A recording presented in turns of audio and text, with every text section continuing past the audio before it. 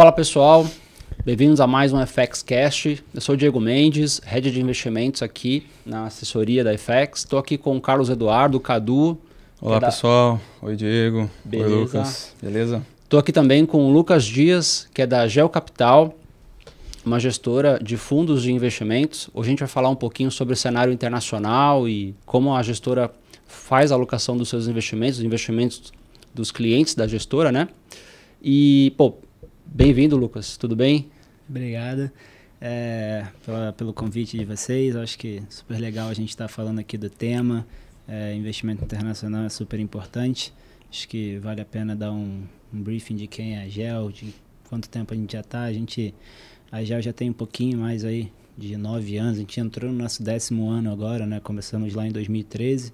E a GEL ela nasceu para ser a gestora brasileira, parceira do brasileiro para investir fora do Brasil. Então a gente tem esse DNA de investir o dinheiro dos nossos clientes e o nosso também nas estruturas fora do Brasil para ter a diversificação, essa parcela que é tão importante para a carteira de investimentos acho que todo investidor brasileiro e do mundo deveria ter essa parcela de diversificação aí na sua carteira, né? Maravilha. Eu até trouxe aqui alguns dados, né, da Geocapital. Foi fundado em 2013, então chegando aí ao seu 10º ano de vida. Tem mais de R$1 bilhão em custódia e tem ali 3, 4 principais fundos, né?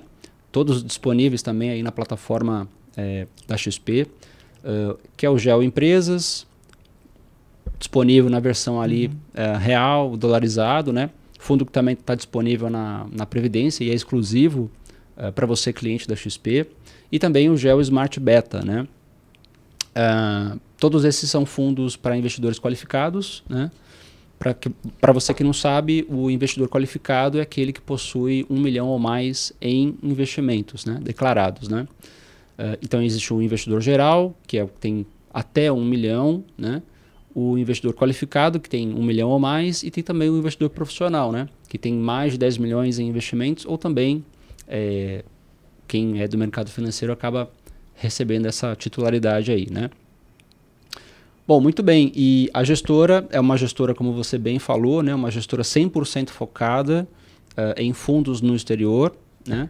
Porque o mundo é grande demais e cheio de oportunidades para investir só no Brasil, né? O slogan aí da GEL é isso? O slogan da GEL, a gente acredita muito nisso, né? Se a gente for comparar os mercados de empresas abertas, o Brasil hoje tem mais ou menos na B3, vou chutar aqui, mas é mais ou menos por aí, entre 400 e 500 empresas investíveis que você pode comprar. No mundo, são mais de 70 mil ativos listados. Então, assim, o mundo é muito grande. A gente tem muita oportunidade com empresas muito boas, empresas em diversos setores, em diversos países. E é isso que a GEL proporciona para o cliente, né? Então, hoje, a gente tem exposição em empresas americanas, a gente tem exposição em empresas europeias, a gente tem exposição em empresas lá de Israel. Então, assim, a gente traz uma parcela de diversificação muito grande mesmo. Acho que eu vou falar isso muitas vezes durante a nossa conversa aqui, porque é o DNA muito forte da GEL, né? E eu acho que mais importante que isso, uma coisa que a GEL sempre olha muito para as empresas, a gente quer empresas fora do país, mas que ela em si, no seu DNA, ela seja também uma empresa global. Eu vou trazer um exemplo aqui de uma empresa que é a Diageo. A Diageo, ela é uma empresa de bebidas, ela tem a Johnnie Walker, tem algumas outras empresas super conhecidas, só que ela é da Inglaterra, só que a gente consome aqui, é consumido nos Estados Unidos, é consumido em diversas outras partes do mundo. A gente tem outra também, que é a Louis Vuitton. Louis Vuitton, ela é francesa, só que na Ásia se consome muito. No Brasil também você consegue comprar, nos Estados Unidos. Então a gente preza muito por isso também quando a gente está escolhendo uma empresa para o nosso portfólio, de ser uma empresa também em si no seu DNA global. E isso é muito importante para a gente, né? Você tocou num ponto muito interessante, que é justamente você aproveitar todas as oportunidades disponíveis, né? Você falou de mais de 70 mil ativos, né? Oportunidades de investimentos mundo afora. E quando a gente olha para o Brasil acho que tem um PIB hoje entre 3% e 5% de representatividade no globo, né? Uhum.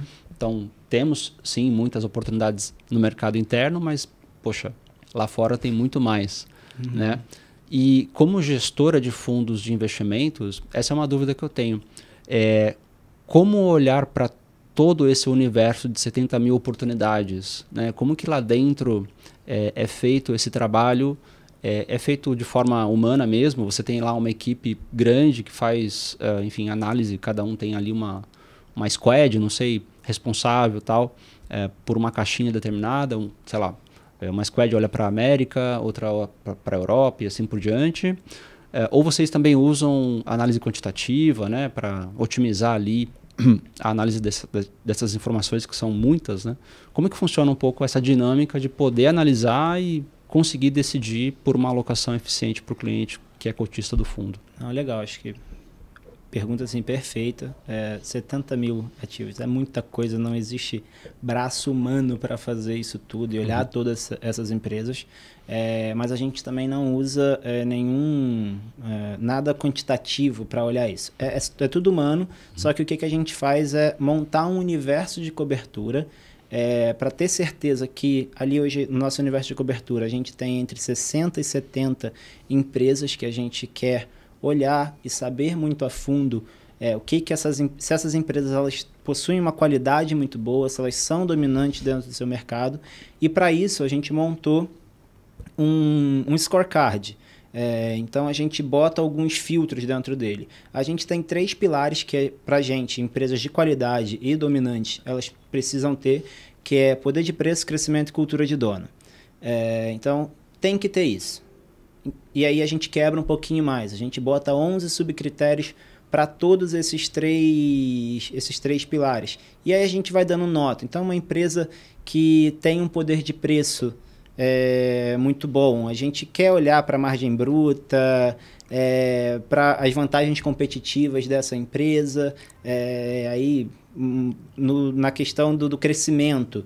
A gente quer olhar se ela tem uma via muito clara de crescimento pelos próximos 5 anos, porque também a gente quer empresa muito dominante, com muita qualidade. Isso pode soar um pouco como aquela empresa meio engessada, aquele elefantão branco, mas a gente quer ficar longe disso também. A gente quer que a empresa seja dominante hoje e ela continue sendo dominante por pelo menos os próximos 5 anos. Então ela tem que ter essa via de crescimento. Desculpa te cortar, mas claro, tem como você encontrar oportunidades assim? Porque normalmente é o que você falou, né? Você citou aí o nome de algumas empresas e geralmente as empresas, né, que hoje, pelo menos a olhos de quem não está muito por dentro do mercado, parece que essas empresas já estão dadas, vamos dizer assim, né? Você já sabe quem é, não tem outra oportunidade ali. Já são elefantes brancos, ou seja, são empresas que já estão consolidadas naquele mercado, sem muitos concorrentes, ou os concorrentes são muito pequenos à frente dessas empresas. Então, assim, de fato existem oportunidades, existem empresas grandes de forma global e que ainda têm potencial para crescer bastante? Sim, eu acho que eu posso citar exemplos aqui. Eu acho que bacana, isso é legal. Disney pra gente é um caso desse. Se a gente olha a Disney hoje, ela está sendo negociada a preço de 5 anos atrás. Então, assim, e a gente olha a Disney, quem era a Disney 5 anos atrás? Não tinha um streaming, não tinha Lucasfilm, não tinha ESPN. E ela veio incorporando muita coisa dentro da empresa e botando novas frentes de receita. Então, assim, ela cresceu muito e a questão preço, o mercado nos deu uma oportunidade de comprar a um preço de 5 anos atrás. Então, assim, tem várias outras coisas. A gente sabe também que a gente está muito atento, questão de governança dentro da empresa que tem sido amplamente falado agora, mas a gente acha que a gente tem uma oportunidade aqui para conseguir comprar uma empresa que é muito dominante. É muito difícil você pensar em um mundo daqui a 5 anos sem Disney e num preço muito bom. E como é que a gente... Aí deixa eu entrar só em uma outra parte, como a gente olha essa questão de preço. São 2 partes do nosso processo, né? Essa primeira que eu acabei de explicar, a gente quer ter certeza que as empresas elas são muito dominantes, com muita qualidade dentro desses 3 pilares. a gente pontua elas, então a gente tem empresas hoje no nosso top 60 empresas de qualidade, entre A1 e B, e aí a gente parte para a segunda parte do processo, que é quando a gente quer dar preço para elas. Como é que a gente enxerga que Disney está muito barata? Quando a gente faz o valuation, né, que é dar o preço para a empresa, a gente não quer olhar para um cenário e falar que Disney vai valer X daqui a 5 anos. A gente fica longe desse lugar de tentar prever preço. A gente traça, hoje, são mais ou menos uns 11, 12 cenários para cada uma das empresas. Então, a gente tem 12 preços para mais de 60 empresas e a gente quer escolher quais empresas passam muito bem por todos esses cenários. E aí, conforme a gente tem uma TIR, né? A gente tem lá a taxa de retorno de cada empresa.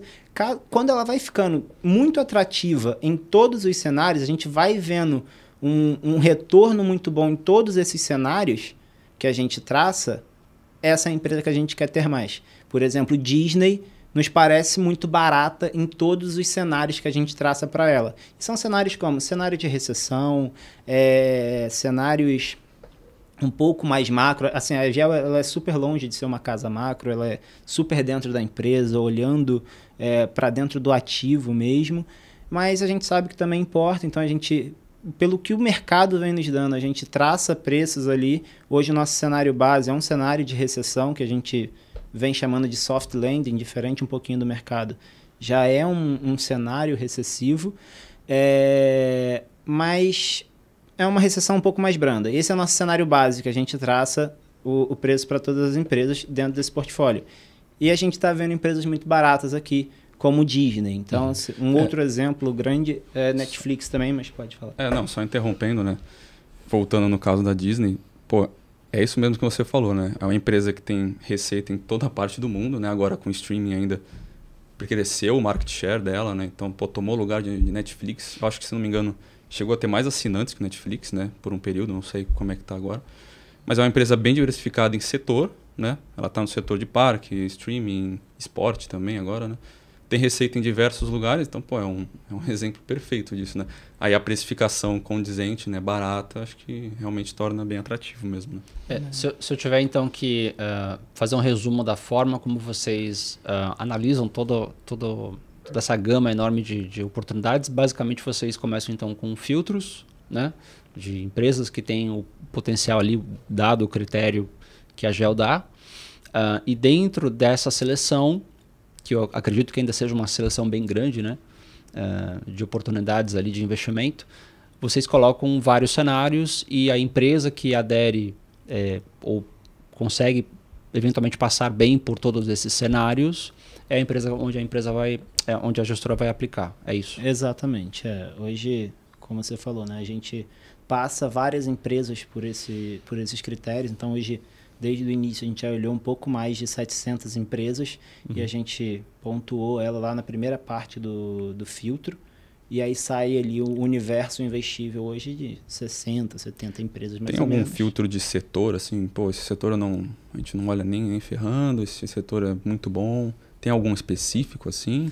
Tem algum filtro desse? Por setor não, assim, digamos. Talvez um que a gente não olhe hoje e fala assim, a gente não investe, mas é mais por uma questão da empresa. Filosofia de investimento. Filosofia de investimento, um pouco ESG. Indústria de cigarros. A gente prefere ficar de fora, mas acho que tem muito uma questão ESG aqui dentro que a gente não gosta, mas a gente prefere olhar para dentro da empresa mesmo. A gente é um pouco agnóstico ao setor e tudo mais. Assim, a gente é super bottom-up, né? Dentro Legal. Só para fazer um paralelo aqui, existem muitos investidores que gostam de tomar conta da sua própria carteira, né, e decidir de forma autônoma ali pelas alocações que ele vai fazer. E muito se fala hoje em dia também da diversificação, o acesso aos investimentos globais está aí, né, o mercado já está democratizado. Existe alguma espécie de análise, estratégia, alguma coisa que você pode trazer de dentro da GEL que um investidor assim ele pode aplicar e conseguir fazer a própria gestão dos ativos ali? Alguma coisa que você poderia recomendar? Sim, eu acho que é você conhecer muito bem a indústria a empresa que você está aplicando, né? Eu já escutei bastante de investidores falar, tal empresa caiu muito o preço e agora eu vou comprar. E assim, a gente tem até lá um artigo escrito pelo Gustavo Aranha, que é o nosso diretor, que ele fala que nem tudo que cai é faca. Mas tem coisa que sim, cai e é faca, né? Você pode pegar a faca caindo e ela continuar caindo. Uhum. Isso, assim, eu ficaria de fora. Eu acho que isso...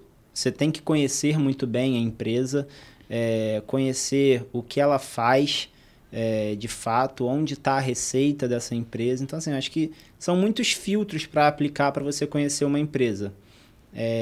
Mas se eu pudesse recomendar é isso. Você conhecer a empresa que você está investindo, conhecer como é que é a execução dessa empresa, né? Como é que o CEO pensa, como é que o CFO pensa. Então, eu acho que isso é muito importante também, você conhecer a cabeça do management da empresa. Mas eu acho que isso é bem difícil de fazer. Eu acho que isso, até eu sou um defensor, até antes de trabalhar em asset, eu sempre fui um defensor muito grande de você aplicar o seu dinheiro com um profissional, porque, por exemplo, na GEL hoje nós somos 15 pessoas 100% focada em garantir que aquela empresa é o melhor investimento, que é a melhor empresa dentro do seu setor, e às vezes a gente erra, e a gente só faz isso o dia inteiro, e acho que é muito mais difícil para o investidor que queira tomar essa decisão sozinho, porque, querendo ou não, pensando várias profissões, vamos dizer um médico, por exemplo. Um médico, ele para ganhar dinheiro, ele de fato precisa fazer a medicina, né? Fazer cirurgias, atendimentos. Ele tem que gastar muito tempo dele fazendo o que ele sabe fazer. Buscando conhecimento. Buscando conhecimento e fazendo o que ele faz de melhor, para conseguir gerar uma receita em cima do que ele conhece. E o mercado financeiro, ele usar para perpetuar isso. E eu acho que contratar alguém para fazer isso é um dos melhores caminhos. Perfeito. Tem muita gente que monta até portfólios gigantescos, né? Muitas ações, muitas empresas, e não dá para analisar todas elas, né? Até mesmo com um portfólio pequeno, às vezes já é difícil. Né? Ele vai comprando de tudo, né? Tem aquele investidor que tem 50 empresas no portfólio, né? Colecionador de ação, né? Ele tem quase um índice, né? Ele montou o próprio índice. Verdade. Era mais fácil comprar a Bova 11, né? Exato. Comprar a Bova 11. Já tem uma cesta ali. Bom, é legal. Eu acho que agora a gente pode partir para o cenário mais macro, né? Entender como é que a gestora hoje está olhando para o mundo, né? E as oportunidades daqui para frente. A gente está no comecinho de 2023, então um ano novo, volatilidade nova, né? Qual que é a visão da gestora? O que vocês esperam para esse ano? Enfim, qual é a visão geral? Tá. Falar de uma visão assim super macro para o ano, para a gente é muito difícil, porque quando eu comecei, a GEL ela não olha para... A gente não tem um economista, por exemplo, para traçar um cenário macro. Os cenários que a gente traça já são algo meio que o mercado deu. O que a gente faz aqui é extrapolar o presente. Então, quando as pessoas estão falando, talvez sair num soft landing, a gente está testando as empresas já no cenário de recessão. Quando falam do soft landing, a gente já testa também ela em um dos cenários num hard landing, como é que essa empresa passaria. Tem um cenário, por exemplo, que é o projeto que o Biden tem, de parar de taxar as empresas a grosso modo falando, parar de taxar as empresas em 21% e começar a taxar em 28%. Como é que as empresas se comportariam dentro desse cenário? Então, assim, a gente não consegue te falar, olha, eu acho que o Fed começa a cortar juros na próxima reunião do FONC. Isso nesse lugar a gente não sabe navegar, mas a gente consegue colocar esses cenários e extrapolar o presente para olhar para os próximos 5 anos como essa empresa passaria. porque também a gente não quer, como eu falei, né, a gente não quer traçar um cenário e dizer que a empresa vai estar valendo tantos dólares daqui a 5 anos. A gente acha isso muito difícil. Então a gente traça esses múltiplos cenários, coloca as empresas, sensibiliza dentro de todos esses cenários, e aí sim a gente vai fazendo a alocação e montando o sizing do portfólio de acordo com cada retorno que a gente espere dentro de cada um desses cenários. É quase como se fosse um corredor polonês, né? Você olha assim, tá todo mundo querendo te bater, você quer saber como que vai atravessar esse corredor ileso, né? Ileso não, né? Mais vivo. Uhum. Sai machucado, mas sai, né? Eu luto jiu-jitsu, né? Então, no final do ano passado, eu acabei de pegar minha faixa azul. Legal, então, para pegar a faixa azul de fato, você tem que passar naquele corredor. Você passa ali de mãozinha na orelha e é todo mundo te batendo. É mais ou menos isso. A gente tá batendo nas empresas e quer saber se ela sai do outro lado. Então, isso pra gente é o jeito que a gente entende que a gente consegue gerar mais valor para o nosso acionista. Entrando nesse corredor polonês, você pode falar mais um pouco assim, um cenário mais dentro assim desse cenário mais pessimista, um moderado e um assim um cenário mais otimista? Como é que as empresas se comportariam? Não especificamente uma, mas o lucro vai cair muito, ela consegue se manter, enfim, se você puder falar um pouco. Tá, eu acho que hoje no cenário base, que é esse cenário de recessão, só que uma recessão mais branda, a gente tem Disney, por exemplo, que vai muito bem. A gente enxerga um retorno potencial de 35% ao ano pelos próximos 5 anos em Disney nesse cenário. Então, isso para a gente é muito bom. E aí a gente tem várias outras empresas. Eu acho que eu posso dar um panorama do portfólio também. Quando a gente traça nesse cenário, a gente espera um retorno do portfólio de 17% ao ano em dólar pelos próximos 5 anos. Então, a gente sensibilizando todas as empresas. Hoje a gente tem 31 posições no nosso fundo de gestão ativa, que é o Já Empresas Globais em Dólares. A gente tem essa perspectiva de 17% ao ano em dólar pelos próximos 5 anos no cenário básico, que é um cenário de recessão, que a taxa de juros não passa de 5, 6%, a inflação começa a ceder um pouco mais.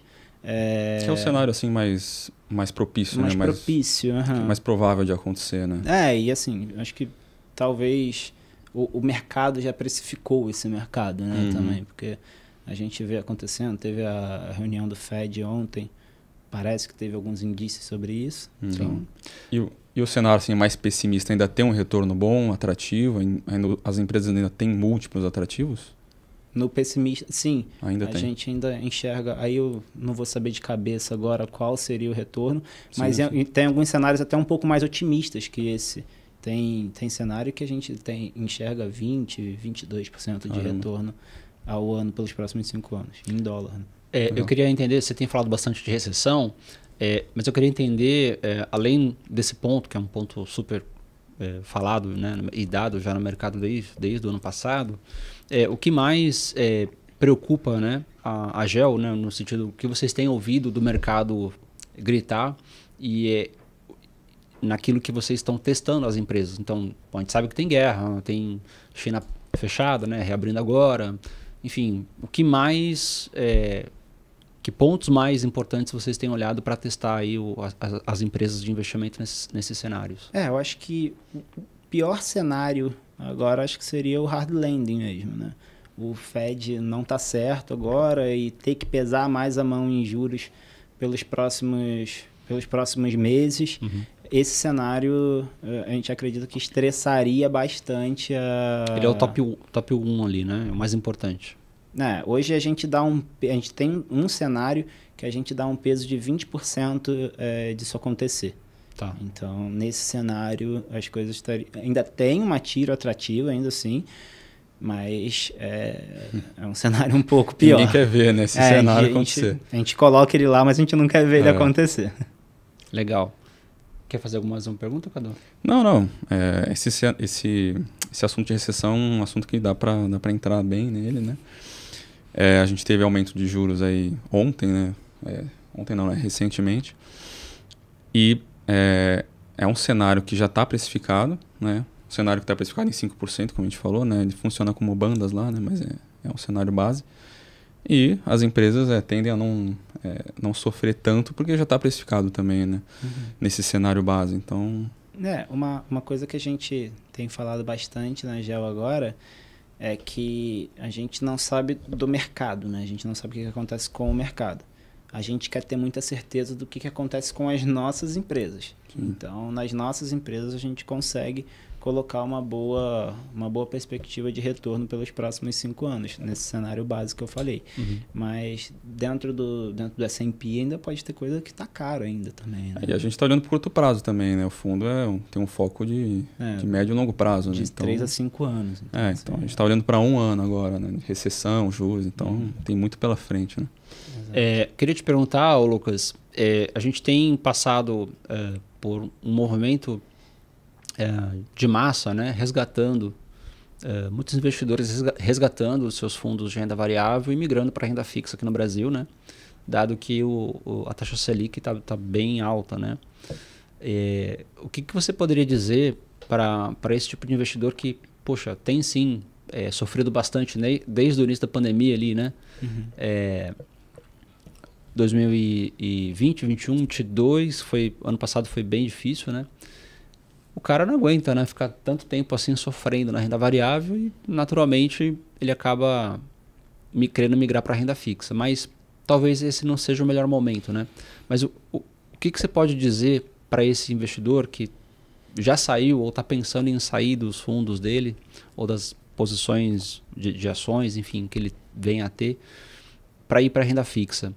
Ele está fazendo certo? O momento é realmente para renda fixa ou não? Ele está deixando oportunidades na mesa? Enfim, o que você poderia dizer para um investidor com essa mentalidade? Primeiro, eu digo que eu entendo ele.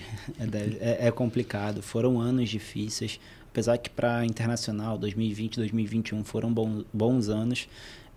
2022 não. Se você olhar para uma questão de retorno pura e simplesmente. Em algumas outras questões foi um bom ano, sim, principalmente para a GEL. Mas eu falaria que ele é bom, todo investidor, quando ele pensar em montar a cesta de investimentos dele, ele ter as caixinhas. Então, assim, a grosso modo aqui dá para fazer melhor, mas separar em 3 caixas. A de curto prazo, a de médio prazo e a de longo prazo. A caixinha de curto prazo deveria ser aquela onde ele não pode correr risco. É o dinheiro dele passar o ano, é o dinheiro dele pagar o colégio do filho, pagar o carro, pagar a casa. A de médio prazo é aquele dinheiro que ele iria, não sei, fazer uma viagem daqui a 2, 3 anos. É um dinheiro que ele pode se expor um pouquinho mais porque o horizonte é um pouco mais longo. E a caixinha de longo prazo. Nessa caixinha aqui, eu acho que o que ele deveria se importar é em salvar o poder de compra dele no longo prazo. E só existe um modo efetivo de ganhar da inflação no longo prazo, que é alocando em ações. Interessante. Porque se você pegar, imagina que hoje a nossa cesta de consumo não é o IPCA, certo? O IPCA é uma cesta de consumo feita pelos órgãos, só que a nossa cesta de consumo ela é muito maior do que 10% ao ano, Sim. 8% ao ano. Então a gente precisa... Como é que a gente salva o nosso dinheiro disso? É comprando empresas que de fato geram inflação no mundo. E quais são essas empresas? Para a gente, uma Visa, por exemplo, ela consegue salvar muito bem essa inflação. Ela tem lá a máquina dela pronta que se ela cobra um FII sobre cada transação que tem no mercado e o preço subindo, ela se beneficia disso. Ela vai cobrar um FII sobre um preço maior. Para ela é bom. Disney, só para você ter uma ideia, voltando no caso de Disney, desde que ela abriu os parques, se você pegar a inflação do ticket contra gasolina, aluguel e tem mais algum indicador, mas vamos botar só esses dois. Disney, ela teve uma inflação de 3.000% desde a abertura do parque. contra 1000% desses dois, tipo, de energia, gasolina e aluguéis nos Estados Unidos. Então, eu acho que o investidor, sim, a gente entende, é muito difícil, foram anos complicados, mas se ele tiver essa mentalidade que essa caixinha aqui realmente para o longo prazo, é aquele dinheiro que para quando ele vai se aposentar, para daqui a 10, 15 anos, então aqui ele pode se expor ao risco e agora é um bom momento para isso. A gente tem falado muito, eu falei dos 17% ao ano em dólar, a gente não sabe se agora é o melhor momento para alocar, mas que é um ótimo momento, isso com certeza. Porque se a gente pensar, vamos parar para pensar daqui a 5 anos, existe lá os gráficos, né? Que sempre tem aquela barriguinha e você fala, caramba, eu devia ter investido aqui, né? Porque o gráfico está aqui agora. A gente está nesse momento do gráfico. Então, se eu investir aqui, se eu investir aqui, ou se eu investir aqui, quando eu estiver aqui, pouco importa onde eu investi aqui, perfeito, né? Sim. Então, acho que... E só na caixinha de longo prazo que você vai ter e vai aproveitar essa oportunidade. A gente tem falado muito que... Imagina que você tem lá o budget para alocação internacional. Hoje você está 100% alocado com esse budget, a gente acha bastante. É perigoso, porque está volátil o mercado, a gente não sabe o que acontece nos próximos 6 meses, 1 ano. Mas tão perigoso quanto você está 100% alocado é você não ter nada. Porque a gente tem uma compressão de mola aqui, e quando a mola solta... ela solta muito rápido. A gente fala em 17% ao ano em dólar, mas a gente não sabe quando ele vem de fato. Pode vir em 3 meses, entregar uma super rentabilidade e quem ficou de fora vai ver a cota passada, vai falar que foi muito bom, mas talvez não aproveitou aquilo. E o único modo de aproveitar essas pancadas da cota, da rentabilidade, é estando investido. Perfeito. E você tocou num ponto importante, que é o retorno, né, de correção do dinheiro no tempo, né, pela inflação. E pelo noticiário, né, muito se fala assim, não, que o Brasil tem agora o maior juro real, né, do mundo e tal, 6, 7%. E aí você compra lá uma NTNB pagando isso daí, você acha que você está, né, no melhor investimento do mundo, né? Mas no ponto que você tocou é justamente isso. Quando você investe em bons ativos, em boas empresas, o seu retorno pode ser de IPCA mais 10, mais 12, mais 20, né? Então, por que você quer ficar só com IPCA mais 6, né? E é interessante, né? Porque as pessoas podem falar, mas ações, né? Aquele gráfico ali, não dá para prever, né? Como é que aquilo vai me repassar a inflação, né? Você tocou num ponto importante, porque o investidor não consegue perceber isso, então, né? Ou fazer a conta para descobrir. E aí olhando no curto prazo, né? Se a gente olhar no longo prazo, essas cotações seguem os lucros da empresa. E o lucro da empresa é corrigido pela inflação. Então, sim, a cotação vai acompanhar o lucro que vai acompanhar a inflação, teoricamente, né? Aconteceu historicamente, né? Diversas vezes. Então, acho que é dessa forma que o investidor conseguiria se proteger melhor com a inflação, né? Do que um título público de NTNB ou título lá fora, né? Perfeito. Lucas, falando então de mercados, né? Então, a gente sabe que a GEL aloca ao redor do mundo. Quais são os principais mercados hoje e por que eles são tão atrativos assim?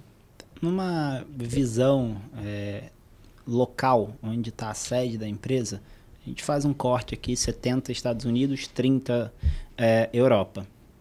Tem uma outra maneira que a gente gosta de olhar, é que, como eu falei, a gente quer ter empresas muito globais. A gente pegar o consumo, onde está a receita dessa empresa, aí a gente quebra um pouquinho mais, vai 50% para Estados Unidos, 20% para a Europa, 20% para a Ásia, que isso aqui eu acho muito interessante, porque a gente não quer correr o risco de governança da Ásia. A gente não tem empresas sediadas na Ásia. Mas a gente se beneficia do que a Ásia também traz, consumo, mercado consumidor pela receita que as empresas que a gente tem, uma Nike, uma LVMH, uma Ferrari, elas conseguem se expor indiretamente. Indiretamente. Então, a gente não corre aquele risco lá, a gente está aproveitando dessa receita das empresas, isso para a gente é muito bom. Você foge de canetada política, esse tipo de coisa, né? Exatamente. A gente consegue se blindar desse lugar com isso, né? A gente só quer se aproveitar do consumo. Perfeito. Quase uma arbitragem aí do risco, né? E 10% no restante do mundo. Esse é um jeito que a gente gosta bem de olhar, né? Que é onde está a receita, de fato, da empresa. Perfeito. E, bom, você falou que basicamente o foco principal é comprar boas empresas, né? Com todos os critérios ali da filosofia de investimento da casa, mas como se defender de cenários adversos? Seja quando você talvez esteja errado, isso pode acontecer, né? Você mesmo já falou, poxa, a gente tem 15 pessoas aqui, a gente erra, né? E é normal, faz parte do jogo. E dado a mercado, ou seja, vem uma crise, algo que te pega de surpresa ali, como que o fundo consegue se defender de movimentos assim? Então, o que além das ações existem ali dentro do componente do fundo que ajudam a remunerar a carteira e defender de quedas aí? Nós somos um long only, né? Então a gente compra a empresa para o longo prazo. A gente não tem uma estrutura de proteção com derivativos. Isso a gente não faz. A proteção é comprar mais barato. A proteção é comprar mais barato e ter certeza que ela é uma empresa de fato muito dominante, com muita qualidade e também conseguir mais rápido possível saber quando a gente está errado. Então, uma tese que a gente fala lá, quando a gente enxerga que erramos, a tese cai. E a gente tem feito isso, a gente tem feito um exercício de conseguir fazer isso o mais rápido possível, de saber quando erramos uma tese e sair dela. E, de fato, se o que a gente escreveu na nossa tese de investimentos a gente verificou e não é verdade, ou não é mais verdade, a partir de algum momento... Mudou no meio do caminho. Mudou no meio do caminho, talvez o guidance da empresa mudou, a gente vai derrubar aquela tese. E a gente tem feito isso cada vez mais rápido. E isso tem nos prevenido de perder capital ali em diversas empresas. Isso é muito importante, né? Isso é muito importante. Você deixa de ficar alocado em uma empresa que talvez mudou completamente para conseguir um retorno melhor em outra. Em outra. E a gente tem muita oportunidade hoje, né? Então, assim, a gente tem muita empresa barata dentro desse universo investível. E outra coisa também é o tamanho da exposição. Hoje, uma exposição máxima de uma empresa que seja uma empresa com muita qualidade, uma A1, uma A2, ela só pode ter até 10% do portfólio do fundo. Então, a gente não passa desse tamanho. Hoje, a nossa maior posição tem 7, 8%. Então, assim, que era Berkshire até o fechamento de dezembro. Agora a gente ainda não conseguiu olhar, mas a gente não quer passar muito desse tamanho também. É uma maneira de se proteger, né? Sim, então, com certeza. Tendo o tamanho ali da empresa também. Então, essas são as nossas principais maneiras de proteção dentro do portfólio. Voltando no assunto da alocação, vocês, além dos Estados Unidos e Europa, olham para algum mercado emergente? Assim, tem a China, né, que você já tem a receita ali indiretamente, mas além de receita indiretamente, receita direta, assim, tem algum país assim que vocês olham, tipo, por exemplo, Japão, ou algum outro emergente, ou é através de algum ETF, alguma coisa assim? A gente já olhou... ETF a gente não olha, a gente não gosta da maneira que é feito. Na verdade, assim, não é que a gente não gosta, tá? Mas a gente acha que o cliente paga a gente pra gente escolher bons ativos, então a gente não vai alocar ele em ETF. Mas a gente já teve Japão, até o ano passado a gente tinha Nintendo. A gente tem uma empresa que se chama Albemarle, que ela é uma mineradora que ela extrai lítio. Ela é americana, mas tem uma mina no Chile. Então, 100% da receita da empresa tá em mercado emergente. A gente tem um pouco de dificuldade de encontrar empresa emergente pela questão da primeira parte do filtro, que a gente quer empresa muito dominante, com muita qualidade. E isso, elas estão um pouco mais concentradas nessas duas regiões, que é os Estados Unidos e a Europa.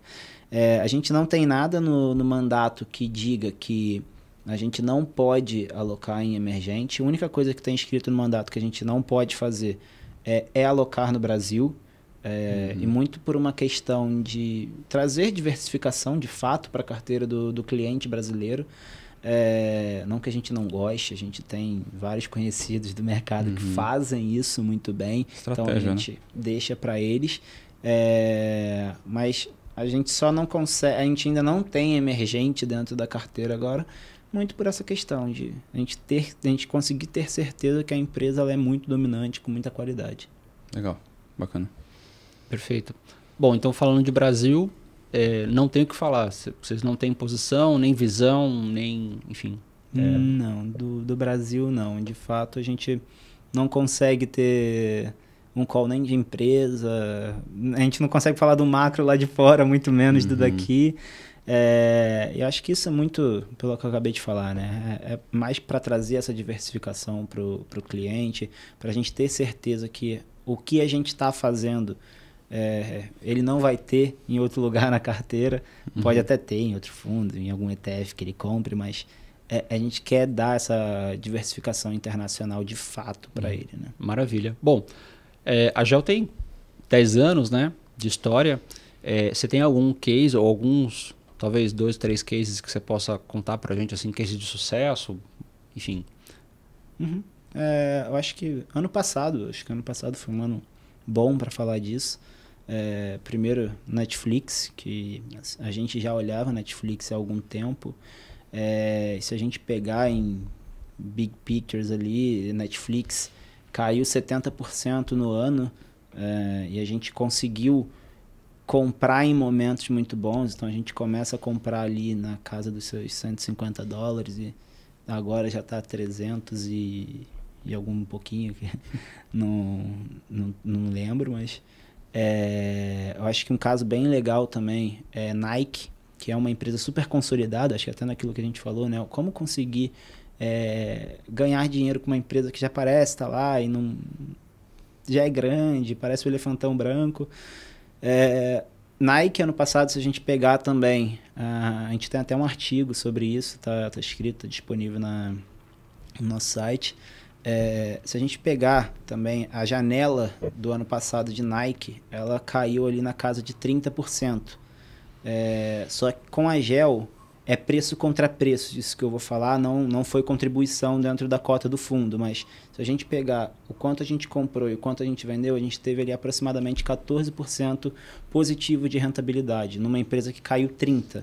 Então, o poder do stock picking foi muito grande, ano passado principalmente, um ano de baixa. Então, assim, a gente teve alguns cases de sucesso, acho que esses dois são assim, bem relevantes. SolarEdge também, que é uma empresa israelense que faz energia solar, foi muito bem, foi uma das maiores contribuições do fundo. Acho que esses três assim foram bem bons. O caso específico de Netflix está dentro do portfólio de empresas que acabaram se beneficiando bastante, né, com o evento de pandemia, né, as pessoas ficando mais em casa, precisando consumir mais produtos, enfim.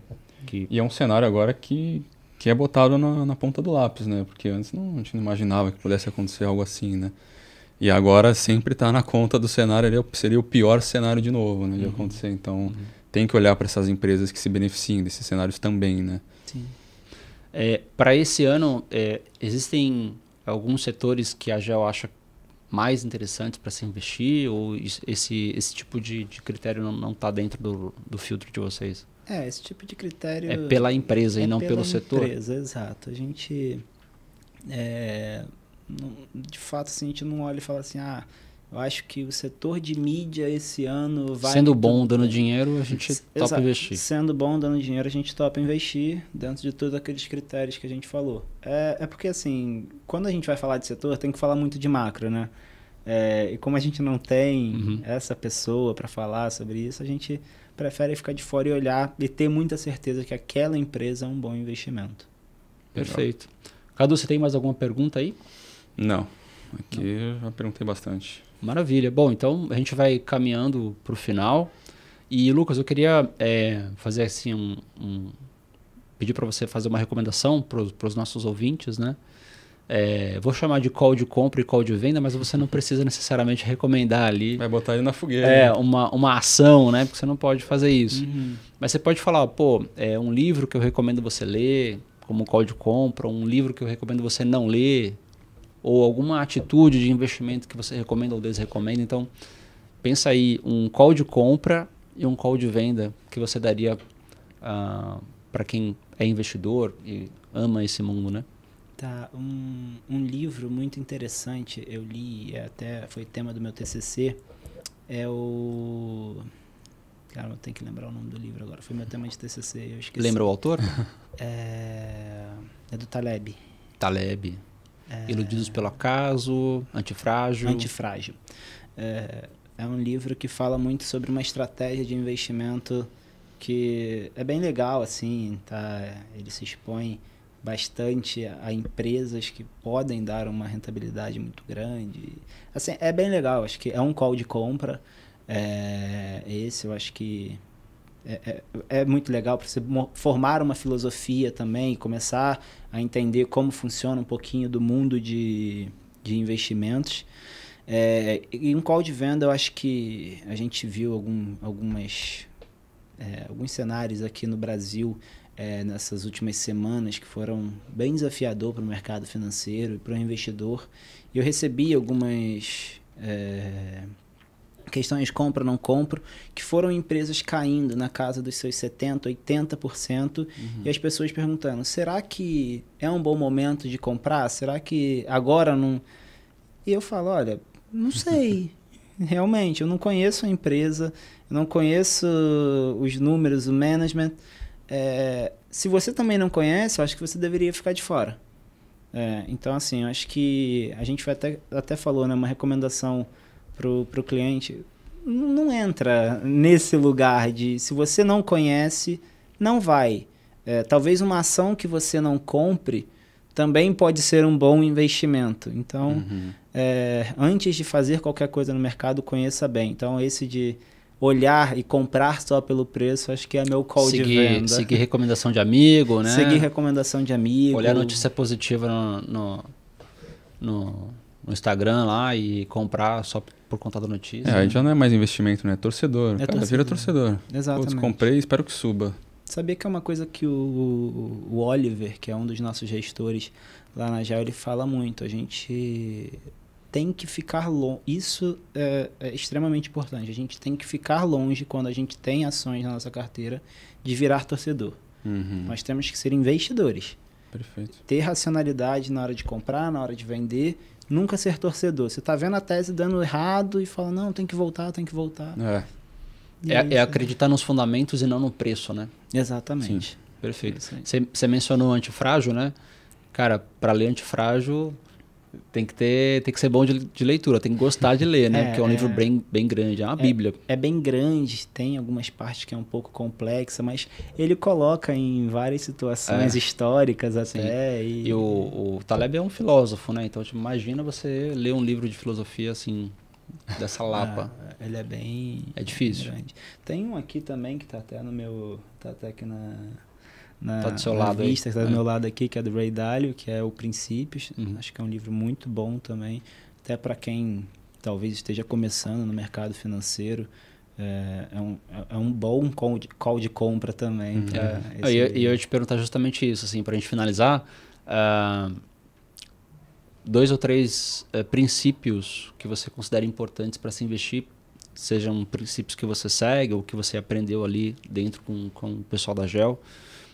Comenta pra gente e para quem está ouvindo aqui, quais são esses princípios que você considera importantes para que a pessoa tenha sucesso, né, nos investimentos? Eu acho que o primeiro é resiliência, porque... Resiliência ou antifragilidade? Resiliência e antifragilidade, porque eu acho que andam um pouco junto, né? Porque se a pessoa ela não for resiliente e saber, se ela fez uma opção e ela acha que é bom, ela tem que continuar. Por exemplo, a escolha de um gestor. A escolha de um gestor deveria ser muito agnóstico à cota dos 12 meses passados. Porque isso já passou. Se você conhece o gestor, se você gosta do gestor, se ele faz aquilo no longo prazo e deu certo no longo prazo, fica nele e provavelmente... Se ele não mudou nada do mandato, da cabeça, ele continua fazendo igual, provavelmente no longo prazo ele vai te remunerar. Então, assim, acho que essa resiliência, essa antifragilidade é muito importante. Acho que a honestidade é o principal de tudo. Você ser honesto consigo mesmo. Então, se você falar assim, eu não consigo também investir em renda variável. Eu não tenho estômago, não aguento ver meu capital oscilando. Não vou... Não é seu lugar. Tipo, bota seu dinheiro em renda fixa e fica também. Mas fica. não bota o dinheiro nos lugares certos para isso dar certo. Então, é muito o que a gente faz, né? Se a gente tem, por exemplo, posições hoje grandes, como eu falei, 8% do portfólio. São empresas que a gente confia bastante, a gente conhece a empresa. A gente tem uma confiança na questão de qualidade de preço nela, que ela vai nos retornar muito nos próximos 5 anos. E tem algumas também que a gente chama de pimentinha. Essas empresas elas são bem pequenininhas dentro do nosso portfólio, só que se elas nos pagarem o preço que a gente está pagando para correr o risco dela, a gente vai ter uma rentabilidade muito grande. Então, assim, acho que conhecer o que você faz, então, assim, acho que... Tamanho do seu estômago, né? Tamanho do seu estômago, essa honestidade com você mesmo. Uhum. Acho que isso é muito importante. E de terceiro, assim, de princípio, eu acho que é o longo prazo. Foco no longo prazo. Foco no longo prazo e entender que não é um cassino, né? Que você vai ganhar muito em um dia, uma semana, um mês. O dinheiro é uma semente e o ativo, né, o investimento é a terra, né? Então você planta ali e tem que esperar formar caule, depois dar os frutos. Isso, cada investimento tem um processo, né, de trazer esse fruto para o investidor. Tem que ter paciência, né? Tem que ter paciência. É igual o bambu chinês, né? Você sabe quanto tempo leva para o bambu chinês nascer? 1 ano? 5 anos. 5 anos. Você planta lá a sementinha, dá 1 mês, nada, dá 6 meses, 1 ano, 2 anos, você já desistiu. Mas 5 anos depois, nasce. Ele nasce. E aí depois disso, ele cresce 25 metros, assim, de forma acelerada. Isso é muito semelhante assim, ao que a gente vê na renda variável, né? Muitas vezes você começa ali a estruturar uma carteira de investimento, ou você faz a alocação num fundo de renda variável, e aí você vê a sua cota oscilando e tal. Muitos investidores iniciantes gostam de determinar pelo valor que ele investiu, né? Não, eu coloquei 50 mil aqui, agora eu tenho 48, estou perdendo. Né? E não é assim. Se você colocou 50, foi para 55, caiu para 53, você está perdendo dinheiro também, né? Uhum. Mas ele não tem essa percepção. E eu acho que é isso, assim. Então você começa a ver ali, o começo é sempre meio turbulento, né? Não tem como passar ileso dessa oscilação, né? É natural do mercado. E aí os grandes retornos vêm depois do longo prazo, né? E uma coisa importante disso é que a gente falar de 5 anos é muito fácil, né? O problema é viver 5 anos. Uhum. Se a gente pensar hoje, para e pensa onde você estava 5 anos atrás. É bastante coisa que a gente viveu. Então falar 5 anos é fácil. Viver eles é um pouco mais difícil. Perfeito. Porque o longo prazo também é feito de curtos prazos. Uhum. Então, ver o investidor, tipo, uma cota caindo 5%, 6%, 7%, e ele começa a dar um frio no estômago, mas se você parar para pensar, não, é 5 anos, vou deixar aqui, vai ficar... Talvez o componente tempo em investimento ele seja até um pouco mais importante do que a rentabilidade. Porque o tempo, na fórmula, o tempo é o fator exponencial, né? É o fator exponencial, né? Na fórmula do compound, né? Isso. Do juro composto. É o exponencial. Então, assim, fica na... Quando você escolheu algo bom e continua sendo bom, você tem que ter certeza que continua sendo bom, que é algo que a GEL faz, fica. Fica lá, tranquilo.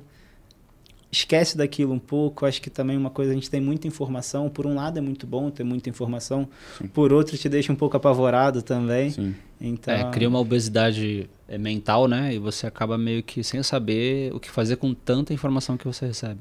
Tem uma coisa que a gente costuma falar lá na GEL, que as pessoas também podem ter uma falsa sensação de segurança. Porque imagina que a ação oscila muito. Mas imagina que todo dia você tem uma casa. Você comprou essa casa por 500 mil. Imagina que todo dia passa um carro, igual o carro do ovo. falando, hoje a sua casa está valendo 501 mil reais. E amanhã ele passa, hoje sua casa está valendo 499 mil reais. E assim por diante. Aí entrou uma crise imobiliária, sua casa está valendo 450 mil reais. Você vai se desesperar e querer vender a sua casa? Não, você vai esperar ela voltar de novo. Porque você sabe que você está dentro de um bom lugar, num bom bairro, num bom ativo. Então você vai ficar ali, você vai esperar. Se você quiser vender, ela se recuperar. Você não vai vender mais barato do que você comprou. Então, acho que... E se você sabe onde você tá nessa casa, você conhece a casa, né? Pô, põe um fone de ouvido e nem ouve mais o carro passando. Exatamente. Né? Deixa rolar, né? Deixa ele falar. Se fez uma boa escolha, né? Perfeito. Bom, e se você está acompanhando a gente até aqui, gostou desse conteúdo, aproveita, deixa o like, se inscreve no canal, ativa o sininho para você receber mais conteúdos nossos aqui. Lucas, obrigado pela participação, pela representação aqui da GEL também. Um grande prazer, volte sempre, seja sempre bem-vindo, tá bom? Eu que agradeço a oportunidade aí, viu, com o pessoal da FX, espero poder voltar sim. Com Perfeito. certeza. Cadu, obrigado pelo papo. Obrigado pela participação também. Obrigado você. E obrigado você por ter nos acompanhado até aqui. Se você tem interesse em investir em fundos de investimento, se você quer uma assessoria para te ajudar a montar sua carteira de investimentos e te acompanhar nessa jornada que não é uma maratona, não é uma corrida de 100 metros, é uma jornada mesmo, uma maratona. Então, você precisa, sim, eu considero super importante, né? A gente tem clientes que são economistas, né? Que são pessoas que já são experts, né, em investimentos, mas contam com assessoria para ajudar, para ter uma segunda opinião, enfim. Se você deseja um atendimento como esse, aqui no vídeo você vai ter um link para entrar em contato com a nossa assessoria, tá bom? Muito obrigado e até o próximo podcast. Valeu, um abraço. Um abraço, tchau, tchau.